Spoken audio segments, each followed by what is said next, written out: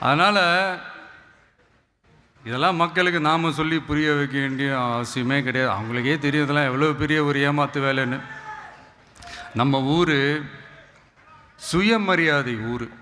நாம் எல்லாரையும் மதிப்போம், ஆனால் சுயமரியாதையை மட்டும் யாருக்காகவும் எதுக்காகவும் விட்டு கொடுக்க மாட்டோம்.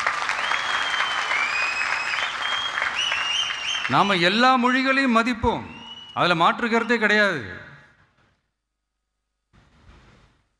தனிப்பட்ட முறையில் யார் வேணாலும் எந்த ஸ்கூலில் வேணாலும் படிக்கலாங்க. உனக்கு எந்த மொழி வேணுமோ, எப்போ கற்றுக்கணுமோ, உனக்கு எப்போ தோணுதோ கற்றுக்கலாம். அதெல்லாம் அவங்கவுங்கள ஒரு தனிப்பட்ட ஒரு உரிமை.